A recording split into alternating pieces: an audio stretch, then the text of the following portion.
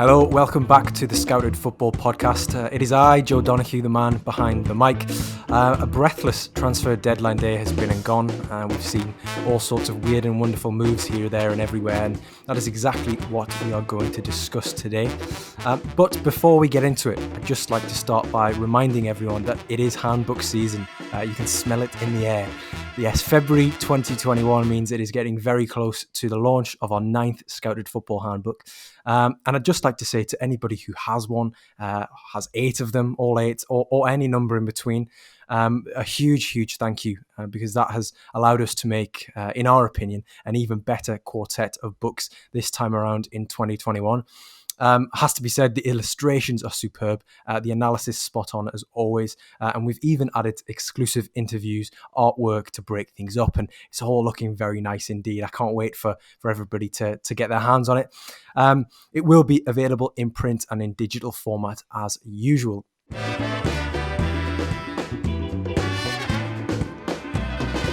Today on the Scouted Football Podcast, we have the wonderful, the magnificent Ranks FC podcast man and arguably the tallest person in the world of football journalism, Mr. Sam Tighe, returning for another transfers-themed episode. Sam, welcome back. I've missed you and your Ibrahima Diallo propaganda. How's it going? Well, Diallo's injured, so you can blame me for that one. But I'm good. I'm doing all right. I'm keeping on. We're getting through each day as we go, and I'm the same. I woke up the first morning of February thinking, yeah, this is going to be a good month. It's going to be a good month. January sucked. February is going to be good. So I'm going with the positive mental attitude. Well, February this time around is perfect in the sense that on the calendar it lines up perfectly with the 28 days, 4 weeks. Oh, just for any perfectionists out there, go into your phone, look at the calendar. It's just brilliant. The sad thing is, mate, is that my calendar, because of the pandemic, is so empty that the only thing in any of it is put bins out on Thursdays, every Thursday, cyclically. So looking at the calendar is both a blessing and a curse, because the symmetry is beautiful, but the contents of it, very depressing. Damning, yeah. Well, at least you're never going to forget to take your bin out, because that's something that I always do. And then you hear the bin men coming and you think, oh, bollocks, I'm going to have to run out in my sliders and not having showered and, all that nonsense. But anyway, the last time we spoke, you were just on the verge of launching the Ranks FC podcast, which is fantastic, by the way. If you haven't listened to that, definitely check it out. But yourself, Jack and Dean, having what seems like a jolly old time of it, I'm led to believe you've just hit the 50 episodes mark. We have. So we're doing 3 a week. 2 are on our Patreon, which I'd obviously encourage you to subscribe to if you'd like to support us, and subscribe to Scouted Footballs as well, of course. I do, so I'm a man of my word. But yeah, 2 on Patreon and 1 a week still on our Wednesday show, which is free. So 50 overall since launching in October. It's gone pretty fast. We're going to be picking up some other assignments, and you'll see us on a couple of other different platforms in the coming months. So we'll continue to grow our brand and spread our wings, if you like. But yeah, going independent's been fun, man. I appreciated the guidance and the editorial help that Bleach Report were able to provide in our previous guise as BR Football Ranks. But being able to go and make those decisions for yourself is really nice. It's a learning curve, but it's great. And of course, making sure that everything you do is building towards your own entity, your own profit, your own company is just. It's a good feeling. So it's been good. And if you've listened to Ollie Joe, then I appreciate it. Thank you. No, absolutely. Yeah, I'm a regular listener to that. And it is good. I love enjoying sort of the rapport on the pod. And it's great to see sort of everybody doing well with it. And obviously being your own boss, it's got its perks. But as I mentioned earlier, the January transfer window has slammed shut in dramatic fashion, like Dermot O'Leary announcing the votes have gone to deadlock on X Factor in 2010 or something. But plenty of moves to sink our teeth into, both permanent and loan moves all across Europe and the rest of the world. Some panic buys, some shrewd dealings, and something that will always be championed on this pod, which is, of course, excellent scouting. Sam, you kindly gave me a very scientific breakdown of the moves that you'd be very comfortable to discuss, and the others, some that perhaps you weren't as happy to discuss. I'll leave the floor to you. Who is your poster boy for the January transfer window? Who's your big mover? Well, I've just done an episode on Ranks FC of the best deals of the January transfer window, so there'll be a bit of overlap here. But one I didn't talk about on the podcast or our podcast was Dominic Szoboszlai, because I basically wanted to rule out internal Red Bull transfers. I wanted to kind of reward and talk about, when you're discussing the best move of the window, January is notoriously difficult. It's a hard place to maneuver. You're often up against it. You've probably come up against a glaring weakness. You've probably developed something of an injury list, or a need has arisen, and it's a tight window to maneuver in. And in a pandemic hit season, money is tight. So any club that has managed to get away with something here, that has managed to pull through a deal that's really helped them, they deserve lauding and rewarding with praise. And an internal Red Bull transfer, it just doesn't fit that bill. But we're talking about players here. We're talking about moves and players, and we're not necessarily talking about the best deal. So Szoboszlai is one that I now get to talk about. 23 million or so from Salzburg to Leipzig, activated that release clause. And let me just tell you, as a big fan of Dom, about as big as it gets for the last maybe 18 months or so, he was not ready for the kind of move that was being talked about early November, which was Arsenal. The hype train at some point overtook Szoboszlai, didn't it? With the Champions League highlights, with the screamers that he was scoring, I think Yeah. people kind of would have realised if he'd have joined a club like Arsenal in January and become what would essentially be like a poster boy signing. He'd be the fulcrum of their attack. The pressure that this kind of player would inherit would be incredible. Szoboszlai's not there yet. What he gets to do now is convert those special moments that he produces every other game, or try to work on creating more of those and making them into full 90-minute performances where he dominates games, which is something that he struggled with even in the Austrian Bundesliga last season. He managed to fix that, I think, start of this season, but in the Champions League again, you see him on the periphery of games, don't you? You watch Yeah. those Salzburg games and you're like, who's sticking out to me? Who's grabbing me? Who's grabbing this game by the scruff of the neck? It's not Szoboszlai, is it? It's Mwepu. It's Kamara. There's a whole list of players that are really standing out and taking the game. And Szoboszlai drifts in and out. So for him to go to Leipzig, as I say, an internal transfer, gets to go and play for a similar system inside the Red Bull family, get all the support, all the time he needs. This is perfect. I'm so glad that he didn't leap ahead of his station almost, and he took the right stepping stone move, because right now, like, the way I describe Szoboszlai to people that haven't seen him is he's the Hungarian Gylfi Sigurdsson, right? Because he has these unbelievable moments, these set pieces, these long shots, but he drifts in and out of games. The hype, the expectation that you would have got from Szoboszlai if he'd gone somewhere else, it would have been overwhelming, and it wouldn't have been in keeping with what he is. Now he gets to put those building blocks in place, and I think he's taken the perfect move, and that's something I love, because I love Szoboszlai. I love watching him play, and I'd hate for him to be swallowed up in the hype and the expectation. So I'm pleased that he's made this move, and Leipzig get a really good player, don't they?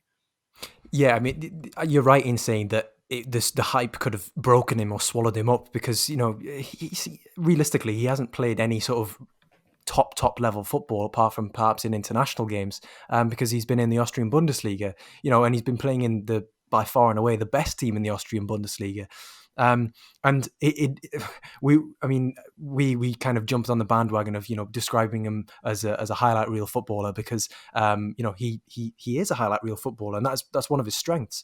It's not to be used as a stick to beat him with, or as a drawback. He scored 6 goals direct from free kicks between September 2019 and September 2020. I mean, they're ridiculous numbers. I mean, it's like the Hungarian James Ward-Prowse. It turns free kicks into penalty situations. But I think, yeah, he's made a good move. Obviously, it's an internal Red Bull transfer, but he comes in to a club which is obviously going to nurture him. There's a stepping stone element to it. Moving up the Red Bull gears, so to speak. And I think that with Julian Nagelsmann there, he's obviously a very tactically innovative coach. If there was going to be anybody in world football who was perhaps going to be patient with him, maybe really nurture him to become this consistent player, then I think it would be someone of Nagelsmann's ilk. Someone who's, I mean, in his managerial terms, equally very young, just like Szoboszlai. So he's going to understand that he's going to be learning. a lot of Nagelsmann's background has been working with young players. So I think from a coach-player relationship standpoint, there's everything to suggest that he'll do well there. And just from a pure entertainment perspective, Leipzig are just fun to watch. When he gets into a regular groove of playing football with them, I think on the left of that 4-2-2-2 that they play, the penultimate two that I've just said there, he's going to be a real force coming off that side. So yeah, I'm glad he didn't go to an Arsenal. I'm glad he didn't go to an AC Milan. There would have been the risk that he could have sort of burnt out his spark very early. But yeah, he's definitely, we always say it, but he's one to watch. Like, if he really takes off in the Bundesliga, which has always been more of a development focused league anyway, he could really, really hit the heights. And I'm looking forward to him being at the European Championships, obviously, Yeah. in the summer. I think that'll be, his mainstream breakout. If the Austrian Bundesliga has been his hipster breakout, then the Euros will be his mainstream. Yeah, probably. I mean, look, it is probably that stepping stone move, but look, Nagelsmann will understand him, and he comes with a full internal brief, a full internal scouting report. The Red Bull system know exactly what he is and isn't about, and I personally believe, and it's not based on any knowledge. I'm just tracking things in my head and seeing how things can turn out. Nagelsmann is going to leave this job in the next 2 years. I wouldn't be surprised if he's the next Bayern manager or something similar. And I think that Jesse Marsch will end up making the move, just as he already has done, from New York into Salzburg and then from Salzburg into Leipzig. And if Szoboszlai's still there when that happens, then Jesse Marsch is a man who has played a huge role in Szoboszlai's early career, in understanding him, in motivating him, in developing him, and improving him in many different ways. He started the process of turning Szoboszlai into a moments player, into a more dominant player in the Austrian Bundesliga. That needs to happen another few levels now. And I can see a situation in 18 months' time where these two are actually reunited, and that's when Szoboszlai really starts to catch fire.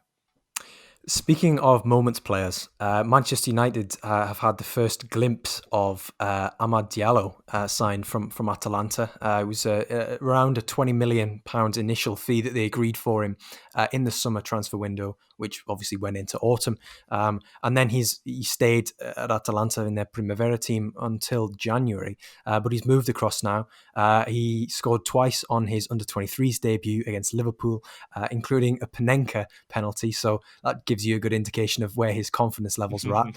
Yeah. But throughout his time at Atalanta, he was another one who you could make highlight reel after highlight reel because he's just so dynamic, so direct. A box of tricks, huge potential. I think he did, yes, raise a few eyebrows with the fee that Manchester United agreed, given that he really had not played any senior football. But I think long term, he's going to be sort of replacing Daniel James's minutes in this Manchester United team if Man United continue to threaten to be a title winning team again. It seems strange to say that, but you can't ignore facts. And when they're dispatching of teams like Southampton 9-0, it's difficult to say that they're anything but a very ruthless attacking outfit. Obviously, with the caveats of Jankovic and Bednarek seeing red in that game. And Southampton's mighty ability to capitulate. I mean, when they lose, wow. When They they do it. lose, They do it good and proper, don't they? they do, yeah. I would first of all, I would take Hasenhüttl as the manager of my team every day of the week, even if it meant we lost 9-0 every single year once. That's fine. The trade-off is actually worth it. So no bother there. Whatever, wipe it under the carpet. But I've got quite a few friends who are Southampton fans, including my best mate, and he's not sure what to say at the moment. But maybe he should remember what he tried to say last time it happened. I don't know. But back on Diallo, I mean, a very entertaining player, a wonderful technical player, full of great accelerations and bursts and mazy dribbles, and there's good creation off the back of it. I mean, I read Keith's piece for your Patreon on Diallo, which is extremely thorough, very in depth, and very good. So that's basically all you need to know about Diallo. Exactly what Keith has written on the Scouted Patreon, and I think for United, I mean, this might be the end of the Sancho search, just because Diallo's favoured position is the right hand side, cutting in. he's got all the tools to become a really wonderful player. And yeah, we raised eyebrows at the fee, 19 million, but rising to somewhere between 30 and 40 for an untried player, that does seem a bit mental. But Vinicius Junior joined Real Madrid off the back of a under 17 tournament for 40 million euros. This is just this is 21st century football. This is how scouting works now. The very, very best, particularly in those attacking midfield and wide forward positions, the very best that shine at youth level.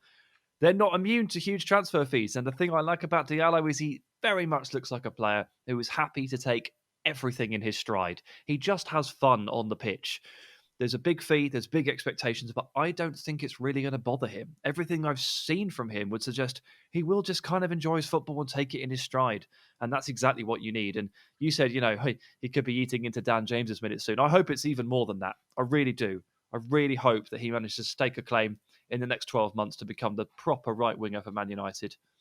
I suppose that begs the question then, where does Mason Greenwood fit in that team then? Because obviously, Greenwood has been playing well off the right, towards the end of last season, has hit a bit of a slump, but which was always going to happen because of his, hugely inflated XG overperformance towards the back end of last year. But let's not forget, Greenwood is a very talented player. But I do agree with the sentiment that you're saying there that Diallo is going to be a Manchester United caliber player. I don't think they would have spent or will spend 40 million on him if they didn't fully believe that. And you know what, Atalanta's Primavera, we've discussed on previous podcasts on here. It's a conveyor belt. It's arguably the best when it comes to producing top level players in Italy from the Primavera, the under-19 setup there. So they've got history there. Dejan Kulusevski's one we've discussed.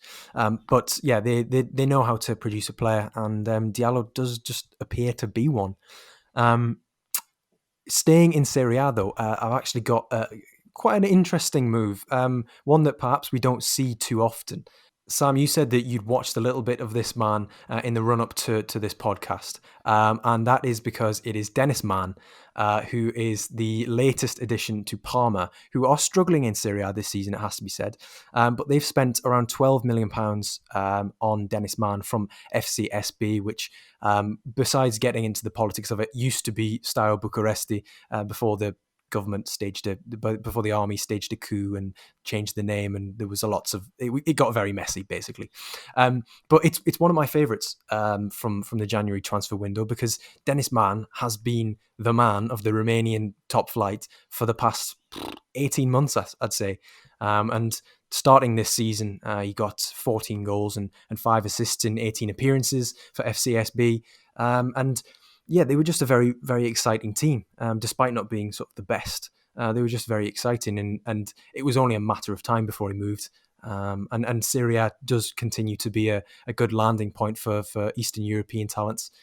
So yeah, I'm happy to see him in Serie A, because there's the chance that I'll probably stumble across him more often when I'm flicking through channels. But yeah, I mean, from what you saw, Sam, what was the standout for you with the man Dennis Mann?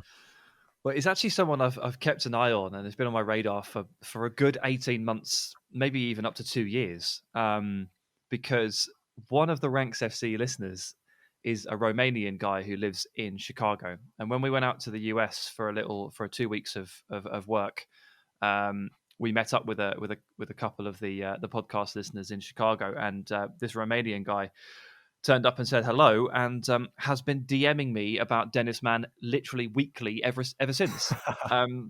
Whether it's Dennis Mann starts today, he's on the team sheet and sent me the team sheet, or Dennis Mann scored again today, or Dennis Mann's just bagged 2 assists, or Dennis Mann's playing for the Romanian under-21s. It's been relentless, and I'm not saying it's annoying. It's great. Like, I've been thoroughly aware of Dennis Mann thanks to thanks to one of our listeners, and I've been sort of sporadically checking in and out. And when his transfer went through to Parma this winter, definitely caught my eye for obvious reasons. And he's an interesting one. I don't know what the ceiling is, because he's not that fast, and he's a winger.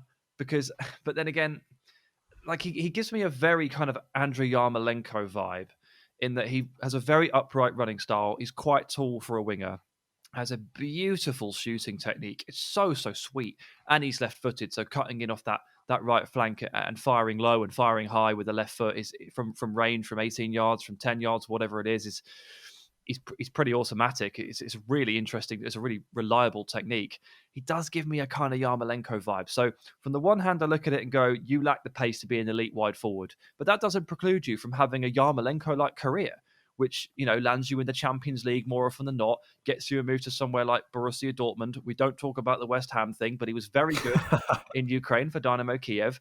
And if Dennis Mann can become that kind of player, then that's a really, really successful career. And there is a part of me that also thinks he might be convertible to a striker. I think that too. That was what I was going to sort of butt in with, but yeah, there's something about. I think it's the physicality, the element of him. He's. It's not that he's a target man. It's not that he's this really, a big handful. It's just that his finishing instinct, I think, is really really on point.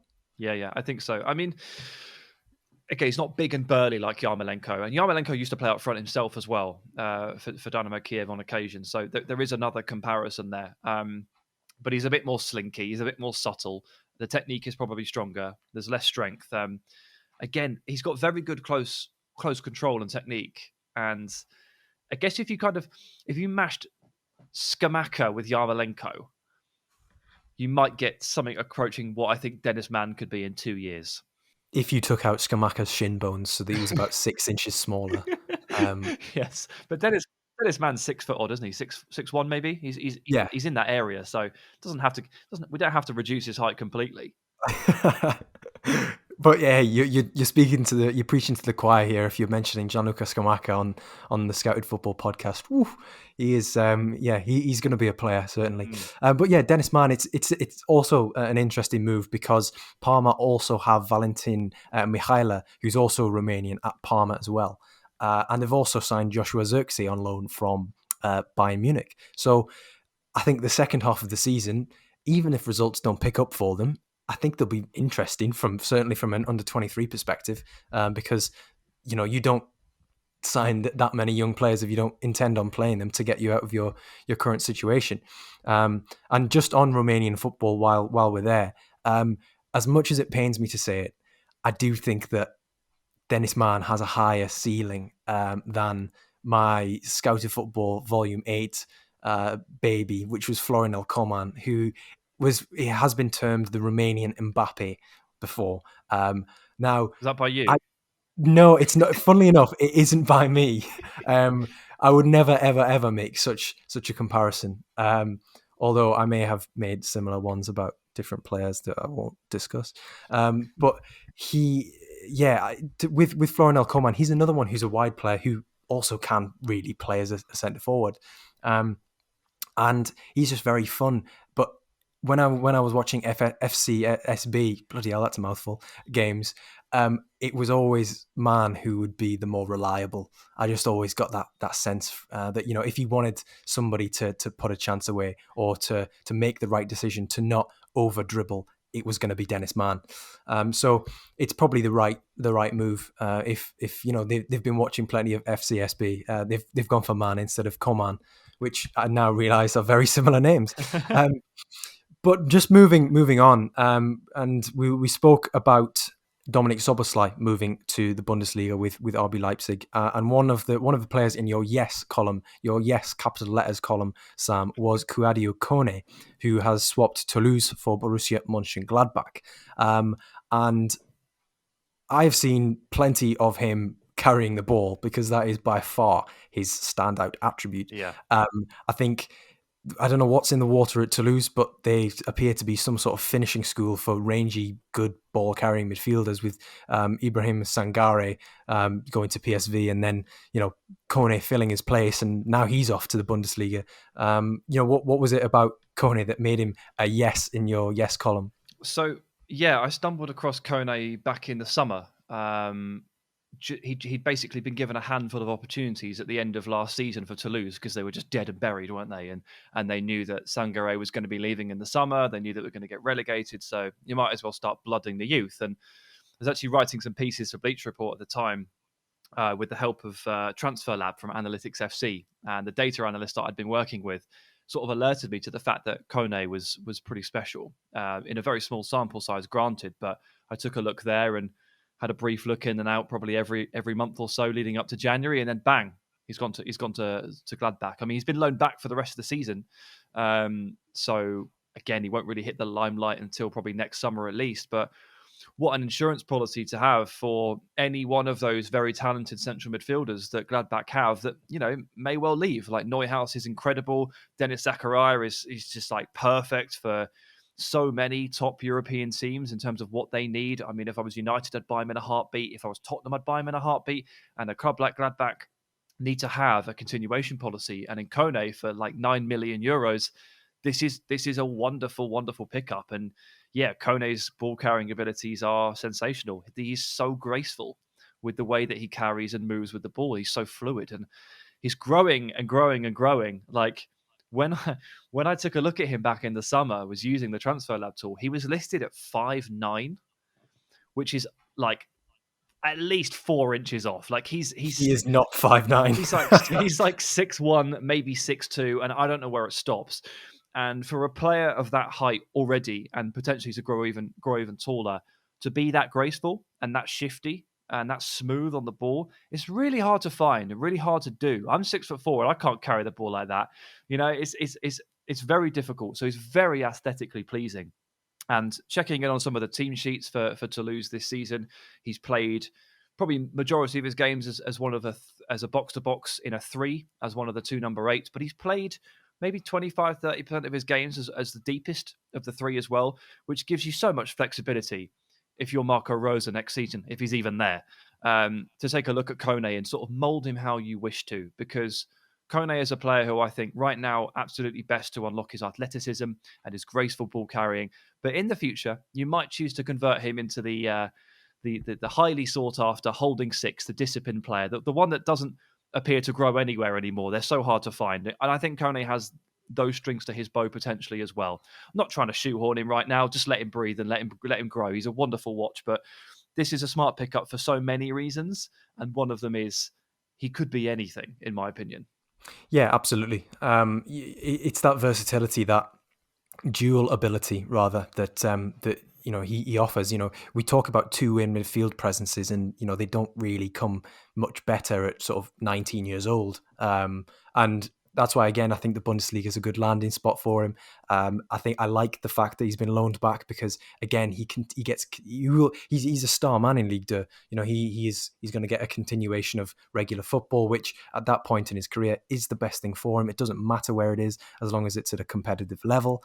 He's going to be playing with Zakaria hopefully next season under hopefully Marco Rosa, and I think we could see in terms of a double pivot there, if you were going to use that Zakaria and Kouadio Kone double pivot in a Gladbach team managed by Marco Rosa, who if they do keep the likes of Florian Neuhaus, Hoffman ahead, there's so much there that to watch, essentially. Gladbach are always good value. When they're on telly in the Europa League, they're always good value because they're an exciting team. They've got great individual players. And that they're exciting. And I think the one area that I would perhaps like Kone to improve in would maybe be sort of the covering of lateral spaces. I think he's very good going sort of, if you were playing FIFA with the end-to-end camera, he's very good going forwards and backwards. I think with him playing in this Gladbach team, the likes of Remy Bensebaini, who likes to bomb forward, I think maybe he might want to improve his game in sort of those lateral spaces a little bit better, maybe shuffling across. But apart from that, I'm splitting hairs at this point. He's a very, very good prospect. And yeah, he should, as you say, start of next season, hopefully with fans back in the Bundesliga, of course. Hopefully there'll be lots to look forward to. Yeah, he's a really good fit for Rosa as well. Just like their vertical style, their very like immediate style of football, if you know what I mean. It's very intense and very quick and very direct, not in a Sam Allardyce way, but in a quite a pleasing way. He's just perfect. Like it's such a good fit, and it's just the guy that you definitely want to be one half of your double pivot. He's got so many. He ticks so many boxes there. since the summer, since finding him, I've been grinning every time I see him or see him mentioned, because he's just, sometimes you take a shine to players, and he's one for me. Yeah, he's absolutely one that you take a shine to. Just before we move on to sort of the loan moves that have taken place, of which there are plenty this January, there's one player who I'd be very keen to talk about, and that's Crepin Diatta. He's moved from Club Brugge in Belgium to AS Monaco for around £12 million, and his again, it's another interesting story. You know, he's a very very direct player, but not in the central midfield sense. You know, he's an out and out winger, if for want of a better phrase. But he also can come inside. You know, he's very good at going round players, getting to the byline. Senegalese. He's a close friend of Sadio Mane's. I've read an interview which said that the pair of them, they talk daily, which is nice. I quite like that idea. That, you know, despite them being kept apart by club allegiances and lockdowns and whatever, they remain in contact. But the reason that I'm talking about Diatta is because he's another Scandinavian product. Obviously, despite being Senegalese, his first steps into European football were in Scandinavia through the Oslo Football Academy, and then with Sarpsborg in Norway. He then made it to Club Brugge, and has done really well there. You know, he's very very capable of destabilizing opposition defenses, and really stretching the structures, because he'll just run across the face of goal or run through a centre back and a right back pairing, or a centre back and a left back pairing, depending on which side he's on. Typically on the right hand side, that is.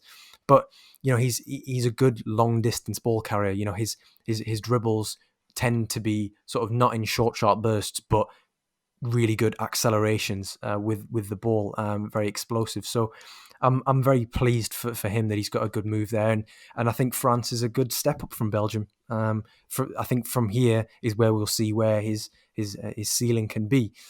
So yeah, Diatta's definitely one that if anybody's watching Liga regularly, though they might not be watching any Liga if they can't agree a TV rights deal.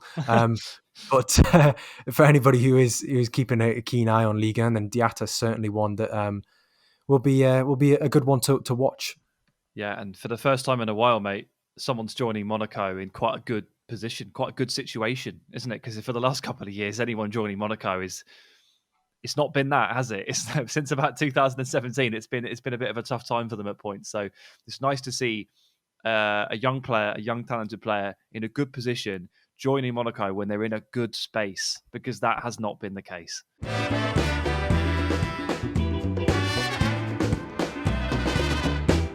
Moving on to some of the loan moves, and this one is kind of a bit of a cheat, but it's an initial loan move. And of course, the big Premier League news was that Liverpool need a centre-back, and they decided to get two on deadline day. And that was the signing of Ben Davies from Preston. But the more glamorous, the more high-profile one was of course, Ozan Kabak, who signed from Schalke on an initial loan deal. Sam, I really want to pick your brains here, because you might want to set the record straight here. You had an appearance on the Sky Sports Football podcast, and it seems that they may have had your pants down, have they? Oh man, I just got a bit comfortable talking about the deal, and I used the phrase Liverpool have pulled Schalke's pants down on this deal, and they decided to turn it into a bit of a headline, which is fine. Needs must. But the point I was making was that at this point, it doesn't genuinely matter if Ozan Kabak is a potential world-class player, if he could become a good player, if he's not even that good at all. Schalke have screwed this up, because we know their situation. They're bottom of the Bundesliga by a fair distance. They're a decent distance off even automatic safety, and they look pretty doomed. They've won a couple of games in the last 12 months. We know it's a rotten place, and we know that their accounts look really, really bad. They're at least 200 million euros in debt. The pandemic hasn't helped them at all, and they're going to go down. They're in dire straits. Why then have they not only reduced their chances of staying up by saying goodbye to Ozan Kabak on deadline day in January, but also not demanded at least more than like £1.5 million loan fee for him up front, because you could use that money? Have you seen your accounts? And furthermore, do you realise that an option and a loan doesn't necessarily get taken up? So not even guaranteed the cash windfall that they're clearly going to need if they drop.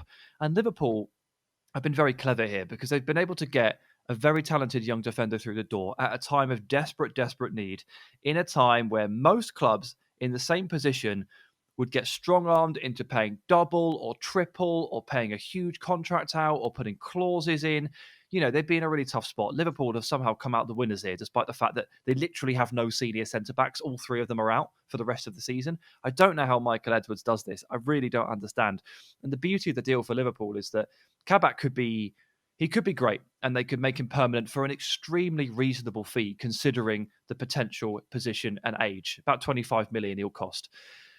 If they don't, if he's okay, if they don't want to, and they feel like he's going to compromise their long-term ambitions and he's going to compromise the overall plan, if Joe Gomez, John Matip, and Virgil van Dijk are all going to come back and they're going to be okay, then they don't even have to make him permanent. And then Schalke just did it all for nothing, didn't they? They went down without Kabak, and now they've got to sell him, and he'll probably get even less. It's just kind of mad, Joe. I don't know how they do it. It's okay, Sam. It's okay. I promise. It's all going to be okay, unless you Schalke, of course. It's just you speaking about Schalke's accounts there. I was sort of gazing off into the distance and looking at one of my house plants, which is very, very sad at the moment because I realised that I've neglected it a fair bit, and it looks a bit like Schalke, to be honest. Oh, no. It is a bit strange, like when you look at the particulars of the deal. I mean, 1.5 million is nothing. It's nothing to Liverpool for 6 months, effectively. They pay more in weekly wages to their front three than they will for Kabak on a monthly basis. You know what I mean? So it's nothing to them. And to think that Liverpool were over a barrel. They have no centre backs. Everybody in world football knows that. Jurgen Klopp said that it's unlikely that Van Dijk will play again this season. We know about Joe Gomez's injury history, so why would you unnecessarily risk him? And the fact that they were going after a championship central defender says a lot about where they were and where their priorities lie. They just needed a body. So if you're Schalke, you play hardball, or you'd think, wouldn't you? But yeah, the option. I mean, I'm a little bit sick as a parrot at this one because apparently, according to the BBC, Kabak was going to undergo a medical to sign for Newcastle before Liverpool swooped in. Now, even the most ardent Newcastle fan in the world, if you offer the chance to play for the Premier League champions over Steve Bruce's Newcastle United on deadline day, it's going to be one of those decisions where you take about 4 seconds to decide. So I can see why that has happened. But considering that half of Newcastle's centre-backs are out of contract at the end of the season, I think it's Kieran Clark was, but Federico Fernandez, who's been very good for Newcastle, he is out of contract. Could have done with Ozan Kabak, especially given that, it's not exactly looking great. It's a bit of a mini Schalke going on, just not in the financial sense. But yeah, it's a strange situation, and obviously Liverpool have got the best out of that move. It'll be interesting to see him in the Premier League. He is known for being rather brutish and powerful at attacking set pieces. So there might be a threat in the opposition box from a Liverpool sense now. Yeah, I mean, so I've tried to watch as much Ozan Kabak as I can over the last 12 months because I've been aware of his potential when people have been talking about and flagging him. And I watched as much Schalke as I could in the post-lockdown part of June and July, mostly to watch Weston McKennie, actually. But obviously you're watching the whole team there. And it has been very difficult when you're watching Kabak not to just think the entire time, wow, Schalke were rubbish. That's the overriding feeling through all of it, and it's you have to really concentrate on these individual players to really understand and see their strengths because they're swimming in a pile of shit. And I really had to work hard with McKennie, and it struck me that actually no, he's good, and if you gave him some relatively decent colleagues, he'd look even better. I never thought he'd go Juve. Like, to be clear, I'm not trying to say I was in that from the start. I thought Southampton or Villa would be a decent stepping stone move for Weston McKennie. But Kabak's the same. And so anyone that's worried about, getting a player coming out of such a wretched team, just look at McKennie as the example. And Kabak's aggressive. He dominates in duels. He wins a lot of aerials. Yes, he can maybe cross the line a little bit sometimes, but the physical profile is there. And look, I mean, it's going to cost 1.5 million. Like, this is an unbelievable win in a situation that looked totally and utterly dire. Exactly. I think that's probably the best way of putting it. On the topic of loan deals and questionable decisions, this may come back to bite me if he has an absolute storm in 6 months, but Ainsley Maitland-Niles going to West Bromwich Albion on loan under Sam Allardyce. Obviously, they're marooned in the bottom three.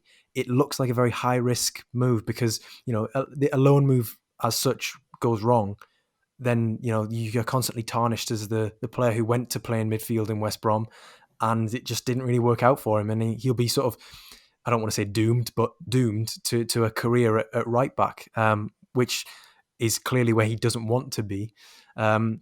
Otherwise, he wouldn't have forced through this move to West Brom, and to me, it just seems very strange that nobody else higher in the table was willing to take him and give him that midfield role. I mean, Newcastle got Joe Willock on loan from Arsenal. I know they're different players, but I would have sooner gone with Maitland-Niles than Willock. But I know there are various sort of intricacies of deals, which mean that finances dictate sometimes. But Maitland-Niles to West Brom, Sam, talk to me. I'm with you, mate. I know that Maitland-Niles wants to play in central midfield, and he's not going to be able to do that at Arsenal. But if I had the choice of sticking it out at Arsenal or going to West Brom, I'd have just chosen to stick it out. I really would have. I don't really know what he's going to achieve from this, because this team are doomed. They're just really not very good. And whether you want to insert yourself into that sort of situation is a different question. But man, I just don't know. I feel like he's just got too impatient too fast. So you have to take the right opportunity. We've been talking today about making the right moves and taking the opportunities that suit you. And we started talking about this in this podcast with Dominic Zoboslai, making the correct move and not rushing into too much too soon or rushing into the wrong situation. And I guess it's probably a bit tough for him not to play football. But I don't see how he wins out of this. He's going to be relegated, right? He's going to get a relegation on his CV. And if he puts together 8 performances in central midfield, I mean, what's it genuinely going to do for him in the context of that team? So I'd love to be proved wrong, because I am a fan of Maitland-Niles. I also happen to think he's better at right back than he probably thinks he is. Like, he clearly doesn't want to play there, but there's a reason people keep doing it. People keep playing him there. I really don't think he's that bad there at all. In fact, I think he kind of suits quite a lot of the modern fullback tenets that we see. And his ability to surge into space, those big touches that he takes, and when he pushes forward and drives with impetus, not necessarily going to be there in a Sam Allardyce midfield, but could be there as a wing-back or a fullback. So, yeah, I don't know, mate. I'm kind of with you. I don't really see it. And I wish the best of luck to Joe Willock as well, because Willock is okay. I think he got overhyped, as all Arsenal Academy graduates do. He's an okay player. Again, quite good driving forward with the ball. And he could be the guy that links the defence to the attack in a much more cohesive way. But again, it's about picking your loan moves. And Steve Bruce doesn't really coach players, does he? He doesn't improve players. He buys 29-year-olds and he asks for 6 more strikers whenever things go bad. He doesn't really set his team up with much tactical instruction, and he doesn't really coach or make players better. I can't really point to any players, like particularly midfielders and creative players, that have got better under Steve Bruce. I mean, maybe because Graham Jones is there now, everything's going to be saved, but I don't know, man. Again, rather than the club this time, this is about the manager. If I was Arsenal, I wouldn't have sent anybody to Steve Bruce. Well, unless it was a punishment, of course. Unless it was my worst player. Well, yeah, exactly, yeah. I mean, yeah, with Maitland-Niles, just briefly going back to him, there is a reason why he continues to play sort of at right back, and I agree. There is there is credence to say that he is actually a better player there. I think it'll be interesting to see that if push comes to shove, if there are injuries in this West Brom team, if he ends up playing as a right wing back in that team or a right back in that team, because Allardyce has no other option, or he has no better option.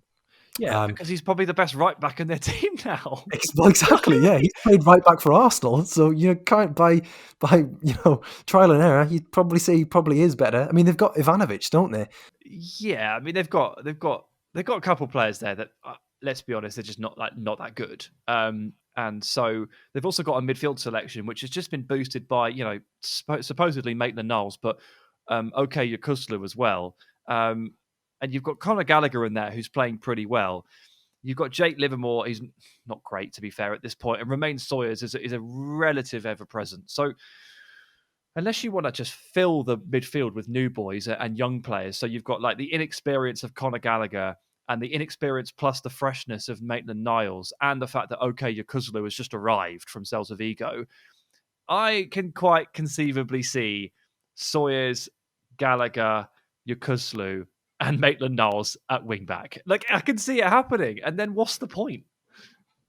It does seem like a bit of a waste, doesn't it? That's it's a shame. And if that happens, mate, he should have gone to Southampton and just played and just covered Kyle Walker-Peters and played a bit of midfield, like, because that would have been a better shout, right? That's true. Or Wolves, and he could have saved Wolves some money in going for Nelson Semedo. Yeah. But hey, we're not here to lecture Ainsley Maitland-Niles on his career decisions. That is for his representatives to do. On to some better loan moves, and there's some new blood in the Championship, and Blackburn had previously done some good business earlier this season in acquiring Harvey Elliott on loan from Liverpool, which has gone spectacularly well. He's got a good partnership with Adam Armstrong there, who is another fantastic young player who's really hit his groove this season. He takes around 5 shots per game, does Armstrong. So servicing him must be very fun for Elliott. But at centre back, they already had Jared Branthwaite on loan from Everton, who was born in 2002, and they've just added another O2 centre-back in Taylor Harwood-Bellis from Manchester City. And this is the one I'm really excited about because it's his first real taste of senior football. He's had a few appearances for Manchester City here and there, but he's a leader, I think, is probably the best way to surmise him in one word. He's led sort of the under-23 team from the age of 18. He's very vocal. I think he won't have any issues fitting right in. I feel like he's the type of player who will just acclimatise because he has no other choice. And also I think it helps that Blackburn, Manchester, it's very close in proximity, so it's not going to feel as though he's too far away from home or out of his comfort zone. I think he's probably Championship ready. He's probably the best centre-back out of City's academy setup in quite a while.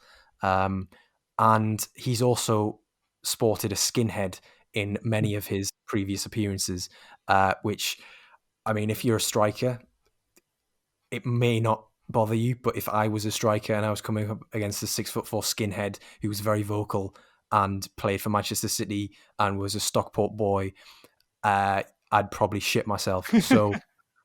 there's an element here that he's probably not going to be too scared of the Lucas Jutkovitzes of the Championship. So I wish him all the best. I think he's a City boy, born and bred, and I'm really, really hoping that he can do something there. Just briefly going back to a permanent move, and it's one which has been maybe in Ecuador a transfer saga, but has been purported that he was interesting a number of clubs. Brighton were always sort of at the forefront. I'm saying that Taylor Harwood-Bellis, that was a smart move to Blackburn for probably many parties involved there. But talking of smart moves, Brighton are never too far from the conversation, and they've signed Moises Caicedo from Independiente del Valle in Ecuador. And as your left field transfer of the January window, I think this is very much up there, but it's one that makes a lot of sense. And in Brighton's trouble to find the back of the net this season, they have signed a player who can find the back of the net from range. And Sam, he is vehemently in your yes column, so I'm going to I'm going to leave the floor to you on Moises Caicedo. Yeah, very very weird, isn't it? I mean, go back five years or something like that when Brighton were back in the Championship, and you say to someone, "Hey, in 5 years' time, you're going to be a Premier League side, and you're going to be signing highly rated, like as in highly rated, as in talked about as the best midfielder coming out of South America who is 20 years of age or younger. You're going to be signing those players for £4.5 million. They're going to come to play on the Playa del Brighton. I mean, that is just there's a Latin South American influence at Brighton at the moment, and this kind of fits in with that. In fact, to be fair, you take a look at their under 23s and reserves and loan list. They do scour the world, don't they? It goes under the radar a little bit, but there's so many players on their books that you look at and think, oh, that's interesting. Oh, how have they spotted that? Oh, and Moises Caicedo, they've basically just had to play the waiting game for, haven't they? They waited most of December and all of January, and on the final day, they got their man. There was a really good piece from Rory Smith in the New York Times about how the complications over the deals and the sheer number of agents and demands that Caicedo had basically just put everybody off. And Brighton just kind of sat there and went, "We'll take you if you want us." And they just waited like 50 days. and then finally at the end of the window, they went, "Yeah, go on then, we'll sign you." So 4.5 million, one of the themes running through a lot of these transfers, particularly with someone like Kabak, is there's very little risk attached to these deals. And with Caicedo for £4.5 million, there's just very little risk. It's the kind of transfer that would not have been able to happen last January, I think, but because of the new regulations in place post Brexit, he actually qualifies in a way that he didn't used to. And this opens up a whole world of transfers for Premier League teams. And I think a lot of teams would have looked at this transfer and gone, huh, we could sign players from Ecuador. Interesting. Didn't know we could do that. And Caicedo, to be fair, shouldn't be that much of a secret because he's a full Ecuador international. And all right, it's not the greatest South American qualifying team, but it's an up and coming one. It's a developing one. It's got a nice young cluster of players. Ecuador have been sensational at youth level for the last 2 or 3 years. Interestingly, though, Joe, I know you've probably watched this as well. I've seen Ecuador play under 18, under 20 level. I saw them at the World Cup. I saw them at the South American qualifiers. I do not remember watching Moises Caicedo play for these teams. Have I gone mad, or was he not there? No, I haven't. I don't recall seeing him either. It's the Under 20 World Cup. Unless I've overlooked him massively, I do not remember seeing him at those tournaments. No. But it's one that's come on very, very fast, hasn't it? And on that, the Brexit point, it's quite interesting because, it is through his appearances in, I can't remember if it's either the Copa Sudamericana, which is the South American Europa League, or the Libertadores, which is the big one. His appearances for Independiente del Valle in that competition, which obviously will have earned him quite a lot of points in the new Brexit transfer system, which means that you have to have 15 points to qualify for a work permit, essentially, in the post-Brexit UK. And if it's something like, if you have 10 points, between 10 and 15, you can apply for sort of special dispensation, and then it'll go to a panel or something like that. I think Caicedo passed that test, so to speak.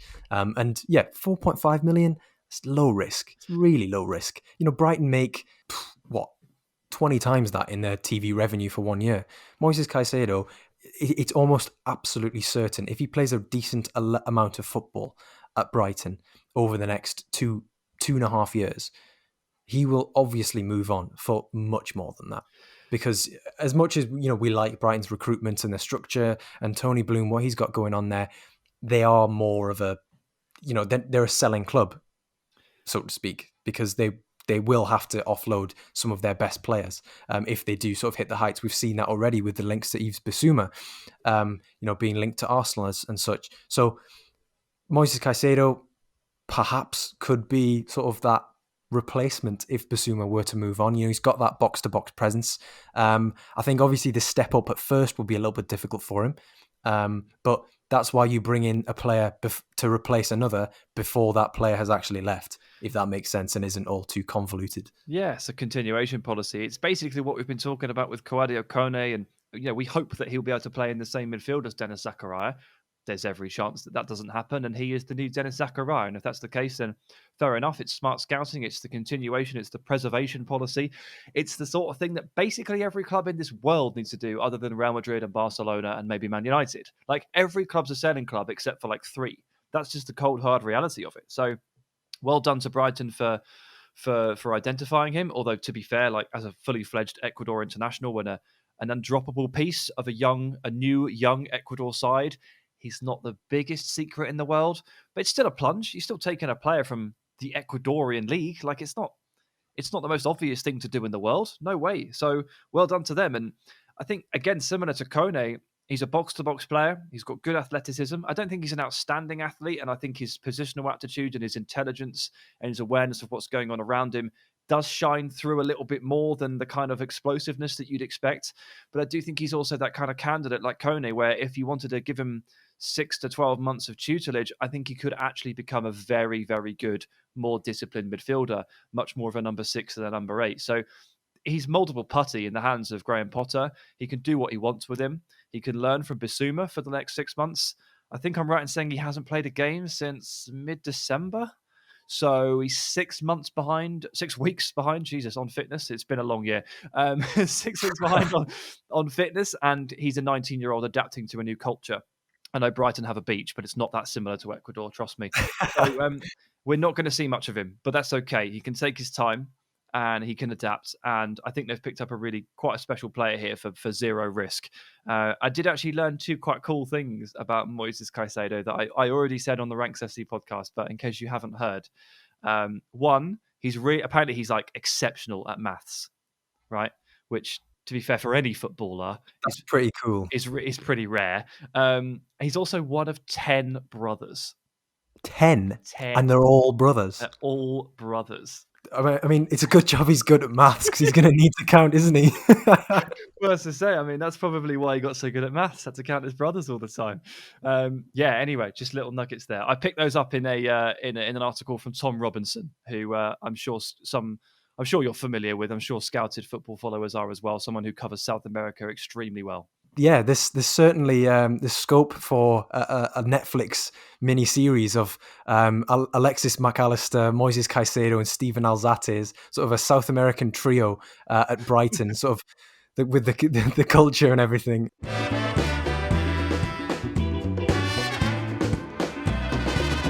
Yeah, there's been a plethora of moves across Europe and across the world. Obviously, a lot of the ones that we've focused on today have sort of been into England or into Europe. But there's I think that just goes to show that there's talent everywhere. There's quality to be found even in the Ecuadorian Primera. So yeah, but if you'd like to hear more about transfers and that sort of thing, and just more of Sam, then get yourself over to the Ranks FC podcast and get subscribing to their Patreon, because 1 hour a week of Sam, Dean and Jack is just not enough, really. So yeah, get yourself over there if you can. Sam, where can people find you apart from on the Ranks FC podcast? Yeah, on Twitter is Tighe Football, and Instagram is the same. My surname is spelled Tighe, so every letter following the I is totally and utterly useless. You could thank my ancestors for that. I'm quarter Irish, and I'll put my foot in the sand one day and just change my name to Ti, because that's all the letters you need. Although then I might be a bit more like Lee Tai, former Everton player and Chinese playmaker. So I wouldn't want to confuse myself with Lee Tai. Okay, I'll have a think about it. But in the meantime, on Twitter, Tighe Football, same as Instagram. And of course, the podcast is where I do most of my stuff anyway. Yes, so definitely get following Sam if you want to find out if he does, in fact, change his name by deed poll to reflect Lee Tai and his Everton stint. But yes, if you'd like to know more about our latest handbook release, number 9, visit our Twitter at ScoutedFTBL or sfhandbook.com. All the information you need can be found there. And if you've enjoyed this episode, as always, please leave us a review. Tell us how you feel. I promise the feedback will get back to me. I read it all, even the mean stuff, so play nice. But yeah, that's it. That is everything from this week's installment of the Scouted Football Podcast. Thank you very much for tuning in. Stay safe, take care of yourselves, and you'll be hearing from us again very soon. Bye-bye.